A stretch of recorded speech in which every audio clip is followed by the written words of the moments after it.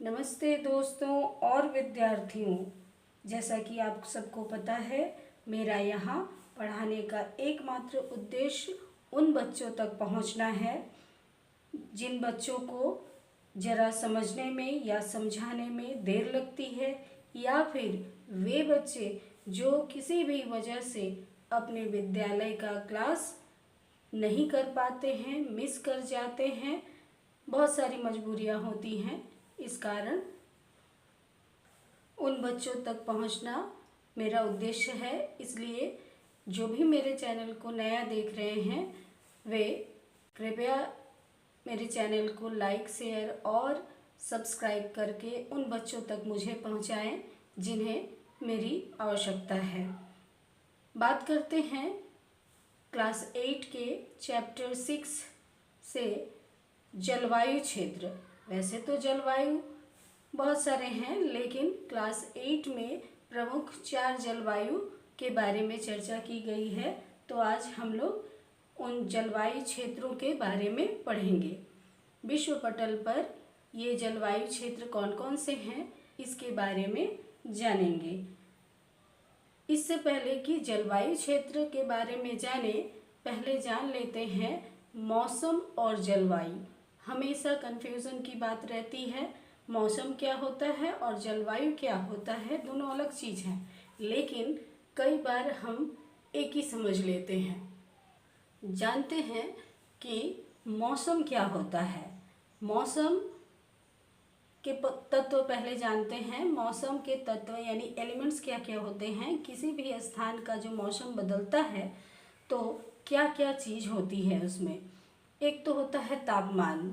तापमान गर्म हो सकता है, ठंडा हो सकता है। वायुमंडलीय दबाव अलग अलग हो सकता है, क्योंकि तापमान का वेरिएशन होगा तो तापमान गर्म होगा तो वायुमंडल का दबाव कम, और ज़्यादा ठंडा हो जाएगा तो दबाव ज़्यादा हो जाएगा। हवाओं की दिशा भी बदलती है इस कारण। और आर्द्रता, तो आर्द्रता मतलब होता है हवा में नमी यानी वाष्प की मात्रा। उसके बाद वर्षा, किसी स्थान पर वर्षा हुई, ओले पड़े, बर्फ पड़े इत्यादि, ये मौसम की अल्पकालिक दशा होती है। उसके बाद है हवाओं की गति। चूँकि तापमान दबाव के कारण हवा की गति, उसकी दिशा प्रभावित होती है। अब वर्षा होगी तो बादल भी होंगे। तो ये सारी चीज़ें जो हैं किसी भी स्थान के मौसम के तत्व को प्रभावित करती हैं। और मौसम और जलवायु में अंतर क्या होता है। मौसम, बच्चों जान लो कि मौसम किसी खास स्थान पर या किसी छोटे स्थान पर कम समय में जो उस वायुमंडलीय दशा होती है उसको कहते हैं मौसम। वो ज़्यादा समय तक स्थिर नहीं होती है, यानी किसी खास स्थान पर वायुमंडल की अल्पकालिक यानी कम समय, अल्पकालिक क्षणिक स्थिति यानी कम समय की स्थिति को मौसम कहते हैं। ये साल दर साल नहीं चलता है, ये कुछ समय के लिए, तो उसको हम लोग मौसम कहते हैं। कहते हैं ना, आज का मौसम कितना अच्छा है, सुंदर है, सुहावना है, तो वो उस समय के बारे में कहा जाता है, वो हमेशा के लिए नहीं होता है। उसके बाद जलवायु। जलवायु यानी क्लाइमेट, मौसम यानी वेदर। अब जलवायु क्या होता है। जलवायु मौसम पर ही डिपेंड है, लेकिन जलवायु विस्तार से बहुत लंबे समय तक का समय का जो है परिमाण है। तो मौसम, किसी स्थान पर जो मौसम होता है साल दर साल वैसा ही उसी समय पर होता है। तो ये लगभग 35 साल के मौसम का लेखा जोखा, ऋतु परिवर्तन का लेखा जोखा लगभग वैसा ही उस क्षेत्र में देखा जाए तो उसको हम जलवायु कहते हैं। जैसे किसी क्षेत्र के लंबे समय यानी लगभग 35 साल के औसत मौसम का पैटर्न होता है। यानी ऐसा समझें कि हमारे देश में समझ लो कि जनवरी दिसंबर में ठंड होती है तो हर साल उसी समय होगा। बरसात का मौसम एक निश्चित समय है और गर्मी का एक निश्चित समय है, तो साल दर साल वैसे ही उसी समय होता है। तो ये एक दो साल नहीं, लगभग 35 साल 40 साल ऐसा ही होता आ रहा है। तो ये पूरे इतने बड़े लंबे समय में और बड़े क्षेत्र में एक ही जैसा मौसम रहे, तो इसके कैलकुलेशन को कहते हैं क्या, जलवायु यानी क्लाइमेट। समझ में आया। उसके बाद जानते हैं कि हमारे ग्लोब पे यानी विश्व पटल पे प्रमुख जलवायु क्षेत्र कौन कौन से हैं, क्लास 8 में जिनका जिक्र किया गया है। तो पहला जो जलवायु क्षेत्र है वो है भूमध्य रेखीय जलवायु क्षेत्र। अब नाम से ही पता चल रहा है, भूमध्य रेखीय जलवायु यानी भूमध्य रेखा के आसपास का जलवायु होगा, है ना। तो भूमध्य रेखा के जलवायु का जो आसपास का क्षेत्र है, तो भूमध्य रेखा हम लोग जानते हैं कि सूर्य की किरणें सीधी पड़ती हैं वहाँ पे, और इस कारण क्या होता है, सालों भर तापमान ऊंचा रहता है, गर्म रहता है, इसकी विशेषता है। तो भूमध्य रेखीय जलवायु क्षेत्र की कुछ विशेषताओं के बारे में जानते हैं। तो यहाँ जैसा कि सूर्य की किरणें सीधी पड़ने के कारण सालों भर यहाँ पे तापमान ज़्यादा रहता है, गर्मी ज़्यादा रहता है, और चूँकि तापमान ज़्यादा रहता है वाष्प ज़्यादा होता है, वाष्प ज़्यादा होगा तो वायु में आर्द्रता की मात्रा ज़्यादा होगी, और आर्द्रता की मात्रा होगी तो मेघ यानी बादल की सृष्टि होगी, और बादल की सृष्टि होगी यानी वर्षा होगी। तो यहाँ पे हर रोज़ मूसलाधार बारिश होगी। तो यहाँ पे भूमध्य रेखीय क्षेत्रों में हर रोज़ यानी प्रतिदिन ही मूसलाधार बारिश होती है। कौन सी बारिश होती है, संवहनीय वर्षा, संवहनीय वर्षा होती है। और इस कारण क्या होता है कि यहाँ के जो जंगल हैं, पेड़ पौधे ज़्यादा हैं, जंगल हैं, और सालों भर हरे भरे रहते हैं। रोज़ बारिश होती है। कब बारिश हो जाती है, दोपहर के 3 बजे के बाद से बारिश होना शुरू हो जाता है, और शाम को रात में ठंड हो जाती है। तो यहाँ पे जो मूसलाधार बारिश होती है, संवहनीय वर्षा होती है, जिस कारण यहाँ के जंगल हरे भरे रहते हैं सालों भर। तो यहाँ सदाबहार के वन मिलते हैं।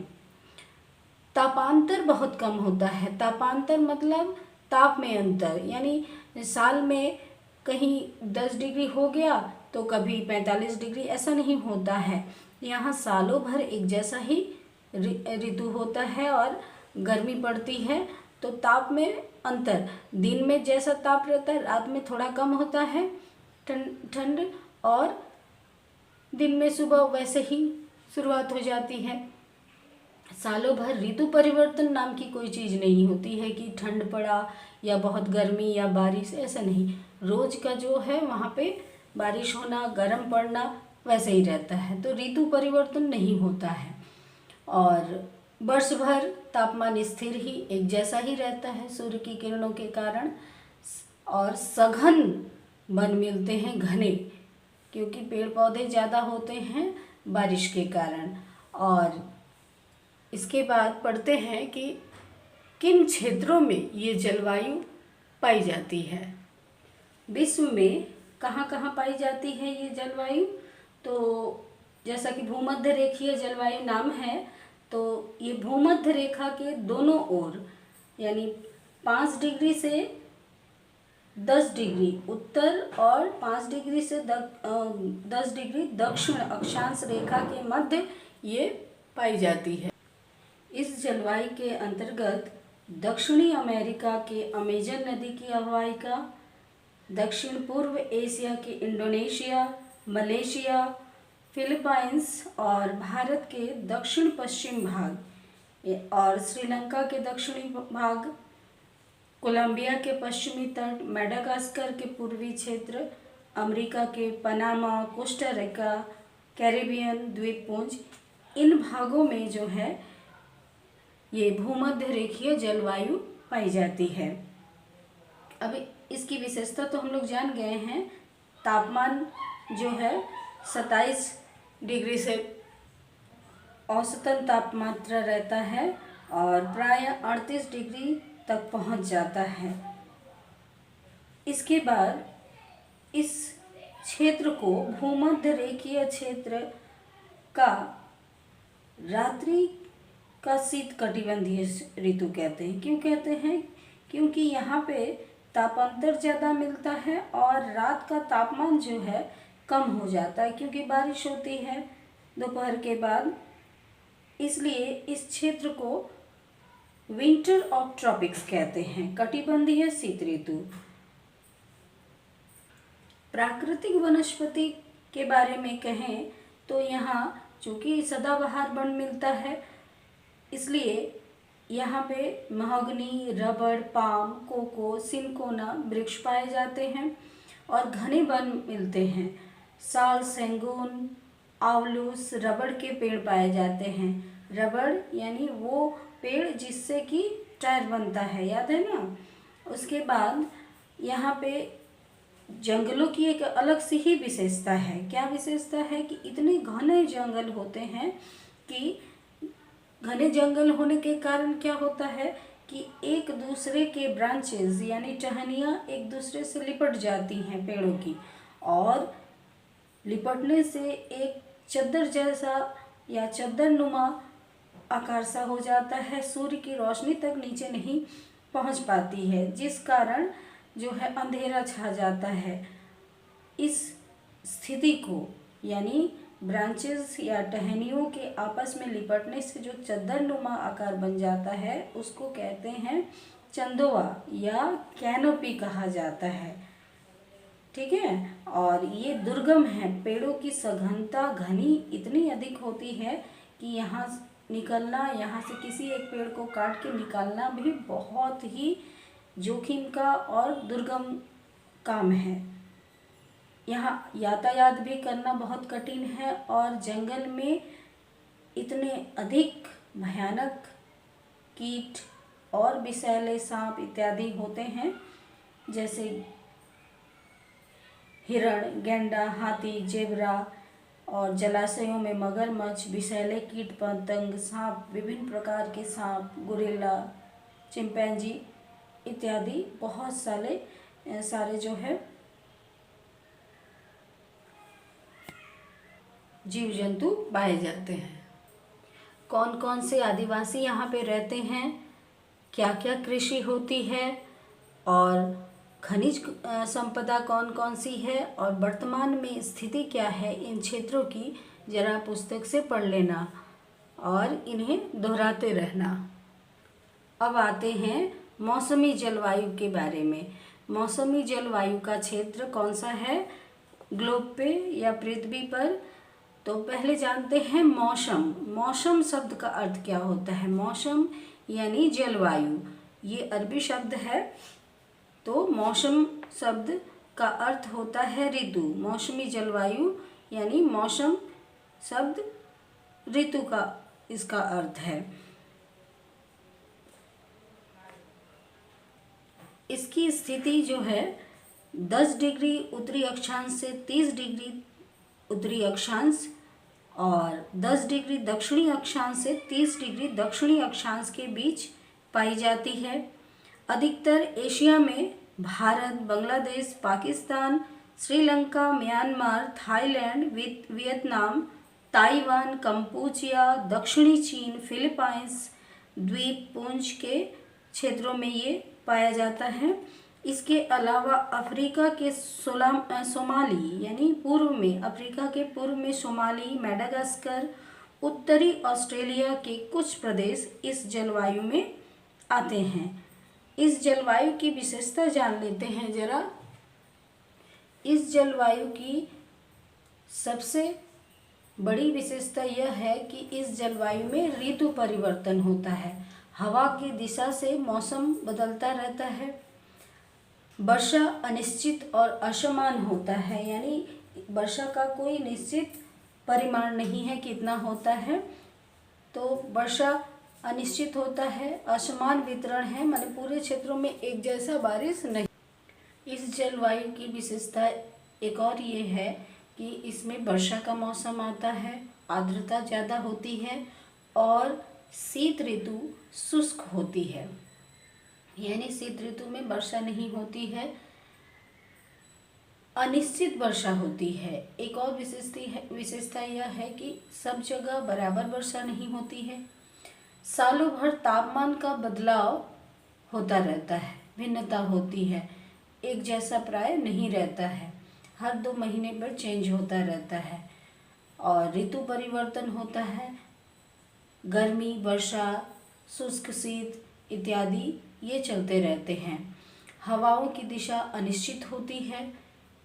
मौसम सागरों और जो है स्थलीय भाग से इसका काफ़ी ज़्यादा प्रभाव पड़ता है, इसलिए हवाओं का कोई निश्चित दिशा सालों भर नहीं होती है। ग्रीष्म और शीत ऋतु में विपरीत मुखी वायु प्रवाह होता है, यानी शीत ऋतु में हमेशा स्थल से जल की ओर और ग्रीष्म ऋतु में जल से स्थल की ओर वायु का प्रवाह होता रहता है, जिससे कि स्थलीय भाग में आर्द्रता ज़्यादा बढ़ जाती है। और शीतकाल में साधारणतः 20 से 25 डिग्री सेंटीग्रेड तापमान औसतन रहता है और यही गर्मी में 45 डिग्री तक पहुंच जाता है तापमान। औसतन तापमान प्रायः 30 से 38 डिग्री तक ग्रीष्मकालीन में होता है। वर्षा का आनुपातिक जो मात्रा है 200 सेंटीमीटर तक होती है और यहाँ भी घने जंगल, वन इत्यादि मिलते हैं, जिसमें से पेड़ों की बात किए जाए तो साल, सैगून, सीमल, पलाश, शिरीष, महुआ, आम इत्यादि के वृक्ष काफ़ी ज़्यादा देखे जाते हैं। इसके अलावा तटीय क्षेत्रों में सुंदरी, गरान इत्यादि मैंग्रोव फॉरेस्ट यानी मैंग्रोव वन मिलते हैं। पशुओं में हाथी, गैंडा, चीता, हरिण, लोमड़ी इत्यादि ये सारे काफ़ी पाए जाते हैं। सामाजिक जीवन और इनका आर्थिक और जीवन यापन कैसा है, तो बच्चे ज़रा थोड़ा पढ़ लेंगे। कृषि कार्य क्या क्या है, गेहूँ, धान, गन्ना, कपास के अलावा भी बहुत सारे फसल उगाए जाते हैं। फलों की भी खेती होती है।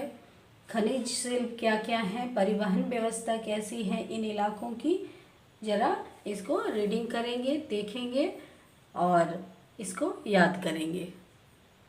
इसके बाद बात करते हैं भूमध्य सागरीय जलवायु क्षेत्र की। भूमध्य सागरीय जलवायु क्या है? ये उष्ण शीतोष्ण कटिबंधीय विशिष्ट क्षेत्र है जो कि 30 डिग्री उत्तरी अक्षांश से 45 डिग्री उत्तरी अक्षांश और 30 डिग्री दक्षिणी अक्षांश से 45 डिग्री दक्षिणी अक्षांशों के बीच में इसकी स्थिति रहती है। और यहाँ क्या क्या बदलाव होता है देखते हैं।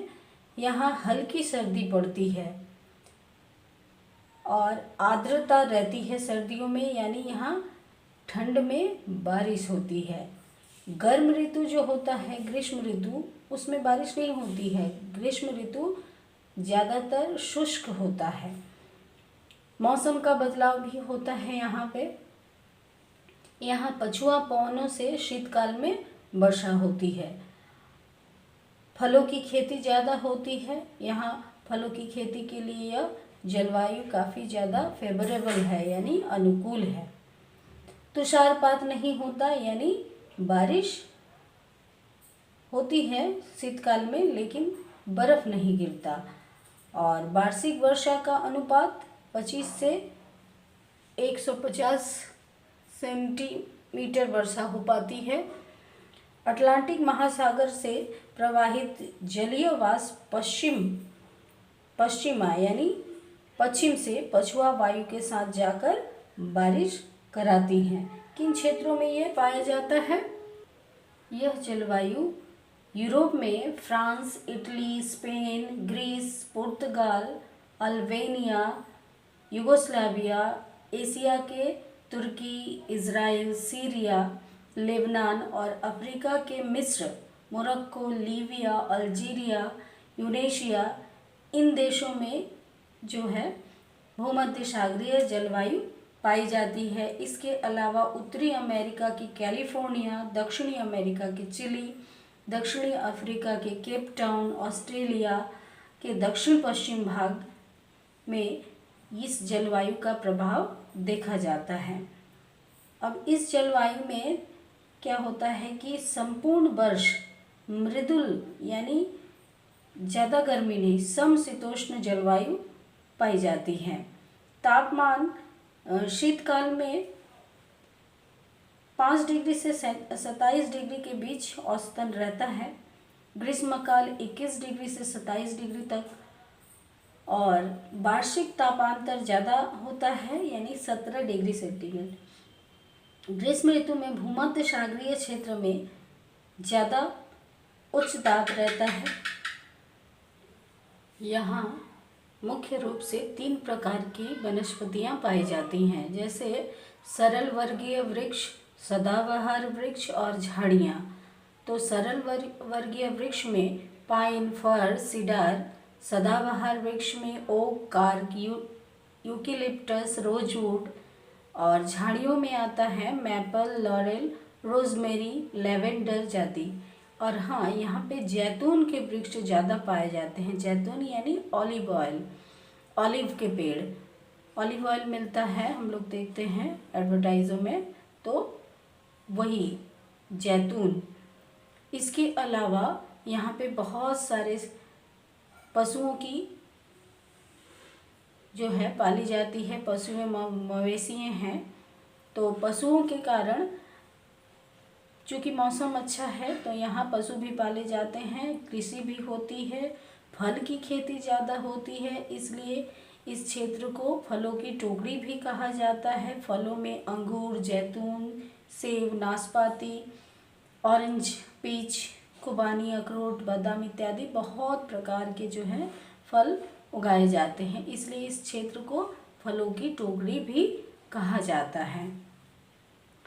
क्योंकि खनिज संपदा भी है यहाँ पे, इसलिए यहाँ पे काफ़ी ज़्यादा मात्रा में उद्योग भी विकसित हुए हैं, लेकिन अन्य क्षेत्रों की तरह नहीं है। उद्योगों में सबसे ज़्यादा फिल्म उद्योग और फलों पर आधारित जितने उद्योग हैं, जैसे सूखे फल इत्यादि, जैम, जेली, अचार का उद्योग, और फिल्म इंडस्ट्री यानी सबसे ज़्यादा, चूँकि मौसम यहाँ पे अच्छा है इसलिए स्वास्थ्यकर मौसम है, इसलिए यहाँ पे फिल्म इंडस्ट्री यानी फिल्म उद्योग का काफ़ी ज़्यादा विकास हुआ है, जिसे हॉलीवुड चलचित्र केंद्र विकसित हुआ है। अब बात करते हैं एक ऐसी जलवायु की जिसका नाम है टुंड्रा जलवायु। ये जलवायु क्या है? तो ये जलवायु जो है कुमेरू और सुमेरु अर्थात आर्कटिक और अंटार्कटिक क्षेत्रों में एक विशेष प्रकार की शीतल जलवायु है, जिसको टुंड्रा जलवायु कहते हैं। अब टुंड्रा नाम कहाँ से आया? टुंड्रा फिनिश शब्द है जिसका अर्थ है टुनटुरी, और टुनटुरी का मतलब होता है वृक्ष विहीन मैदान। टुनटुरी शब्द है ना, फिनिश शब्द है जिसका मतलब होता है वृक्ष विहीन मैदान, यानी जहाँ पे वृक्ष नहीं होता है। बात सही है कि इधर जो है वृक्ष होगा कैसे, यहाँ तो सालों भर बर्फ जमा रहता है धरती पे, तो वृक्ष का नामो निशान नहीं। यहाँ का तापमान -डिग्री में प्राय सालों भर रहता है। जैसे शीत के समय -20 से लेकर -40 तक जो है तापमान नीचे उतर जाता है। साइबेरिया का बर्खोयांश की सबसे ज़्यादा ठंड वाला स्थान माना जाता है। ये जनवरी के महीने में इसका तापमान जो है औसत तापमान -50 डिग्री से भी नीचे चला जाता है, और यहाँ भयंकर ठंड, पूरा क्षेत्र बर्फ से ढका रहता है। और वर्ष के 2 से लेकर 3 महीने ही ग्रीष्म ऋतु मतलब ये मत समझो कि पसीने वाली गर्मी या ज़्यादा हमारे यहाँ की तरह 45 डिग्री पड़ जा गया, ऐसा कुछ नहीं। वहाँ की गर्म ऋतु मतलब क्या कि बर्फ़ की आंधी नहीं होगी, बर्फ़ नहीं गिरेगा, ऐसा। औसत तापमान वहाँ की गर्म के महीने में 10 डिग्री होती है, यानी हमारे यहाँ की 10 डिग्री मतलब जनवरी महीने में 10 डिग्री होता है तापमान। तो इस तरीके का, यानी ठंड तो होगी लेकिन बर्फ़ वाली ठंड नहीं होगी। ये कहाँ पाया जाता है देखते हैं। ज़्यादातर हमने अभी अभी बताया कि अंटार्कटिक और आर्कटिक क्षेत्रों में पाया जाता है, और उत्तरी अमेरिका, कनाडा के उत्तरी भागों में, अलास्का, यूरेशिया का उत्तरी भाग, यूरोप के नॉर्वे, स्वीडन, फिनलैंड, ग्रीनलैंड का इलाका कुछ भागों में पाया जाता है। एशिया के साइबेरिया में ये पाया जाता है टुंड्रा जलवायु। और दक्षिणी गोलार्ध के अंतर्गत आर्कटिक महादेश के कुछ क्षेत्रों में इस जलवायु का प्रभाव देखा जाता है। बात करते हैं नॉर्वे की। नॉर्वे के उत्तर में हमरफेस्ट बंदरगाह जो है के आसपास स्थानीय समय के अनुसार वहाँ रात में, यानी रात 12 बजे के करीब सूर्य देखा जाता है, यानी सूर्य की किरणें तिरछी पड़ती हैं। वैसे तो सालों भर वहाँ सूर्य की किरणें नहीं मिल पाती हैं, लेकिन जब गर्म के महीना होता है, यानी 10 डिग्री वाला गर्म, तो वहाँ पे क्या होता है कि सूर्य रात्रि में दिखाई देता है, सूर्य का प्रकाश। इसलिए नॉर्वे को मध्य रात्रि सूर्य का देश या निशित सूर्य का देश कहा जाता है। यहाँ वर्षा प्राय नहीं होती है, वर्षा केवल 20 से 30 सेंटीमीटर तक वर्षा होती है, क्योंकि सालों भर तो बर्फ जमा रहता है। वर्षा होने के लिए तो वाष्प होना जरूरी है कि नहीं, इसलिए वर्षा नहीं होती है। मुख्य रूप से इस जलवायु की जरा जान लेते हैं विशेषताएं संक्षेप में। तो यहाँ वर्ष भर अत्यधिक ठंड पड़ता है। वर्ष के अधिकांश समय ताप जो है हिमांक के नीचे रहता है, यानी 0 डिग्री के नीचे रहता है। सर्दियाँ लंबी होती हैं, अत्यधिक ठंडी और अंधेरी।